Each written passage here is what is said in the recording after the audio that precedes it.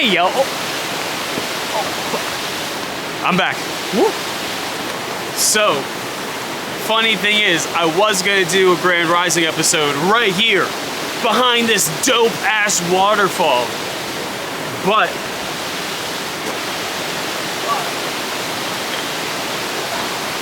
so funny story. I brought these Rodecaster babies so I could use them. But there's one problem. I didn't charge them. Yeah. So, this is a part 1 to a part 2 of Grand Rising. It's gonna, because honestly, it's another learning lesson, another thing to talk deeper about is being a rush on things. Like, why? I was such a rush just to get out here and walk and enjoy this natural beauty where I could have taken my time, made sure everything was charged. Well, I made sure the cameras were charged, but not the Rodecasters. Dang. Big fat learning lesson. But yeah, so I'm gonna just enjoy. I'm gonna have y'all enjoy a little bit of this waterfall with me, and then skip over to the next Grand Rising location. So I'll see y'all soon. Peace.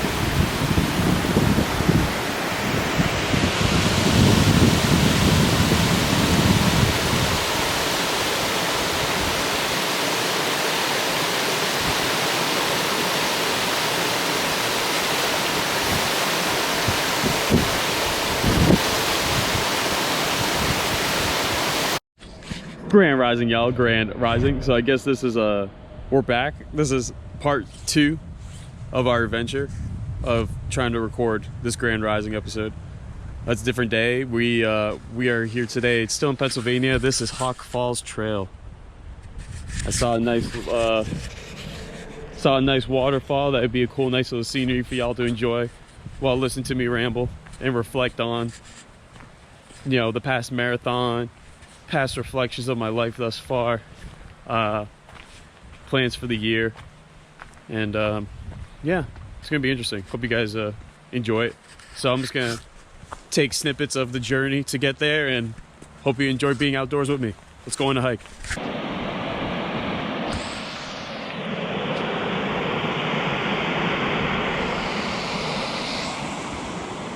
At least this bridge, I don't have to walk on a rope. It's actually pretty clutch.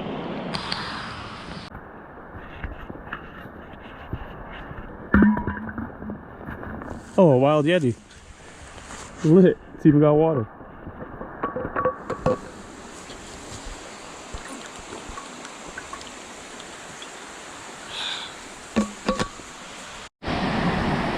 Now, y'all, this is beautiful.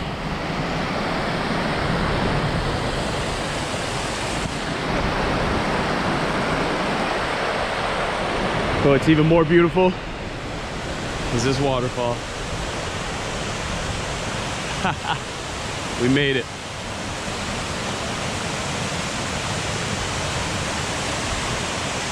All right. Make sure I don't slip on these fucking things. You probably swim in this bitch. I ain't doing no polar plunge though, so I didn't bring a bathing suit either. Y'all ain't getting that. Not this time. I'm gonna try to find a path where I can get up there, see if I can get a bit closer and set up. Maybe on that rock right there. I can't zoom in, but it's in that area. So I'll keep y'all posted. Talk to you soon. Cool. 1 second. I need to grab my notes. I left them down here a little bit further. Down this mountain. Oh, there we go. Grand Rising world, Grand Rising. I'm hoping that these microphones can pick up hopefully over the waterfall you see behind me. This is Hawk Falls in Pennsylvania. Thought I'd take a nice little hike. As you guys seen earlier in the video, tried doing it before, but forgot to charge these microphones, so it wasn't pointless. It was definitely a learning experience, but and a good meditation, of course. Being outdoors, come on. Who doesn't want to be out here? But I wanted to talk a little bit about my reflection of the marathon I just did with my friend Kian. Shout out to Kian. If you guys are avid listeners, watchers since the beginning, go back to episode 3 with Kian Burke. Great guy, great individual, definitely a motivation in himself. He's going to do a lot of things, but me and him ran recently the Shamrock Marathon. We did the whale challenge actually. So we did the 5 miles on Saturday and then the full marathon on Sunday. Woo! I would say the best learning experience from that. We tried going easy on mile 5, in the 5 miles I mean, and we ended up just gunning through the whole thing. It would think it was like an 8-minute pace per mile. And I would say we definitely felt it on the marathon the next day. Felt pretty good throughout the first half of the marathon, like mile 15. Me and Kian, we started off in the beginning together. By mile 3, he went to take a pissa. And I was like, oh damn, I lost him. We ended up rendezvousing at the half marathon point on 13 miles. Continue running together from there. And this is where a big learning reflection upon myself is not taking as serious the preparation for this run, because I did a marathon before. This is my second one, and I thought mentally like, oh, I've already done one before. I shouldn't have to prep that hard. But anything but, yeah, it was anything but. I should have trained. I should have done my due diligence. Like, it's funny too because. Probably the most I ran before this marathon was 8 miles. So yeah, no bueno. It was not a good learning lesson. Like I said, learning lesson. Because I definitely underestimated just the flat terrain as well, being at the Shamrock in the ocean front.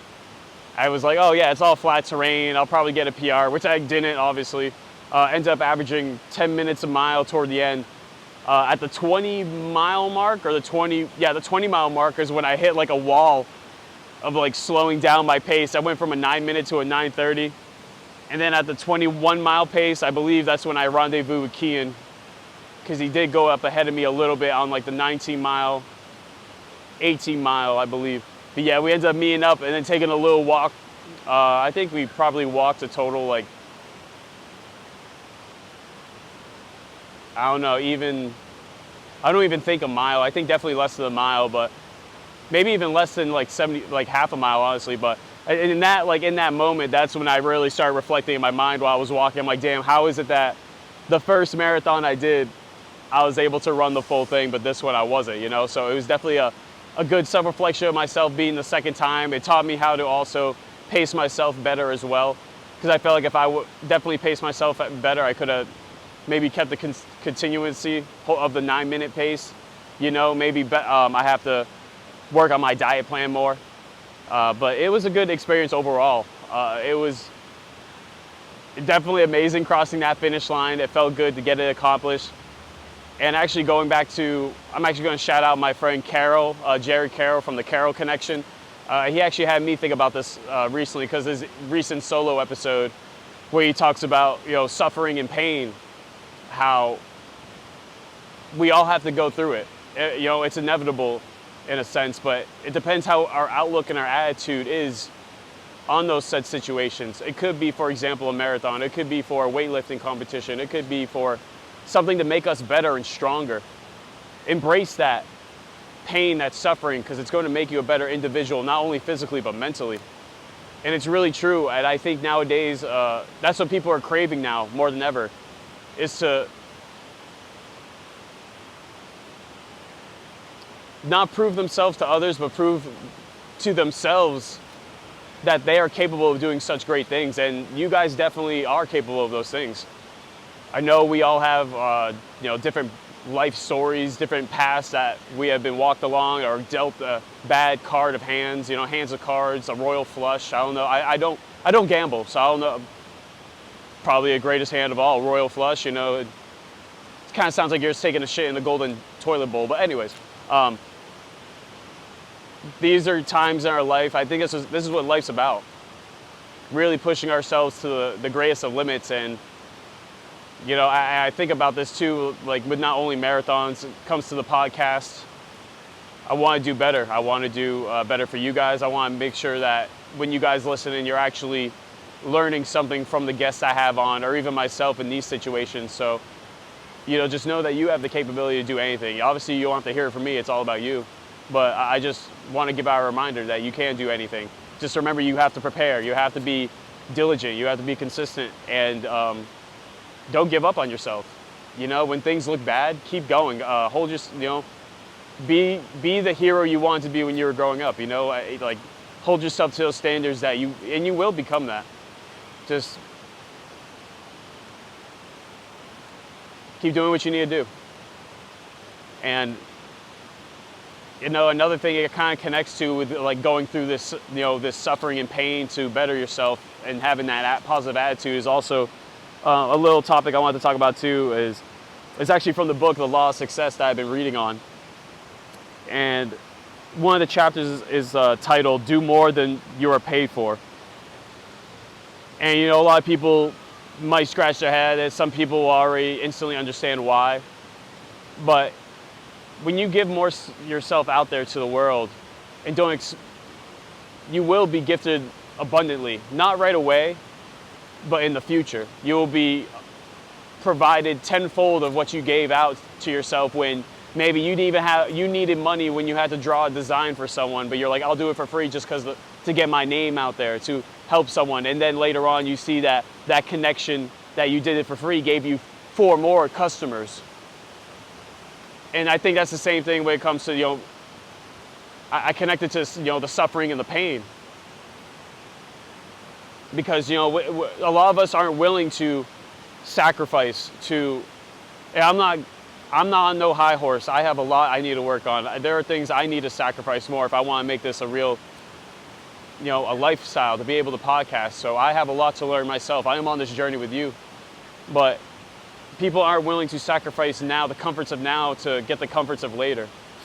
Like, just like, I think it's obviously the internet as well. We're so used to having computers and answering machines, right there, which is understandable. We're so quick to having quick satisfaction, and I think with technology and the advancements, good and bad, we've held ourselves back in that sense of achieving that satisfaction when we hike a mountain that we've been eyeing on for years, and just seeing all the hard work and dedication you put into getting yourself up there.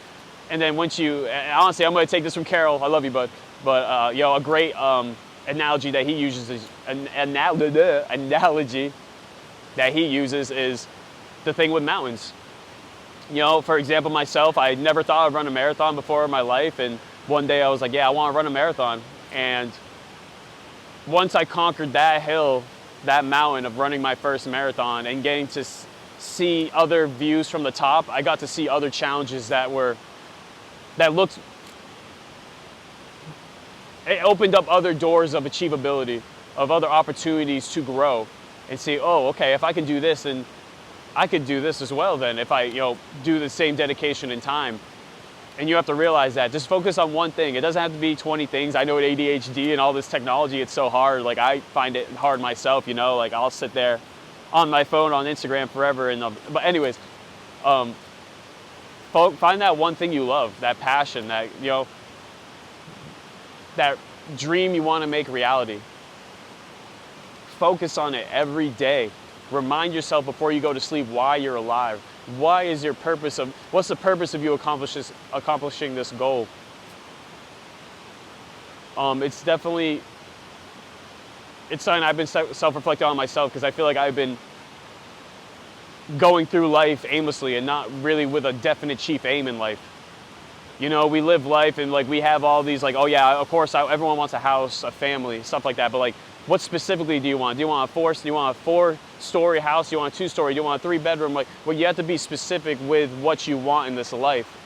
Because when you have a definite chief aim and you have that focus on that one thing, there's nothing in this reality, in this life, that's going to hold you back from it. If you give your all in your life, your existence, your purpose to that thing, it will become inevitable.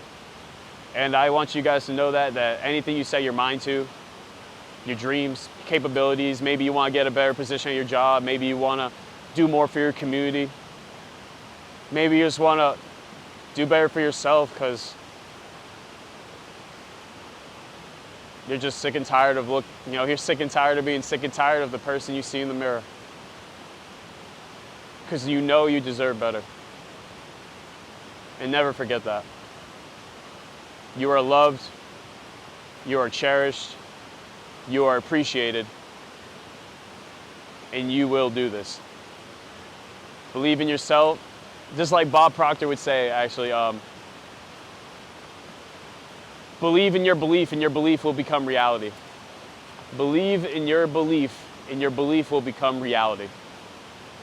And when I heard those words, I was like, wow, it really hits. But so, kind of wrapping up, because I don't know how much time I have on these things. I know these are a little low.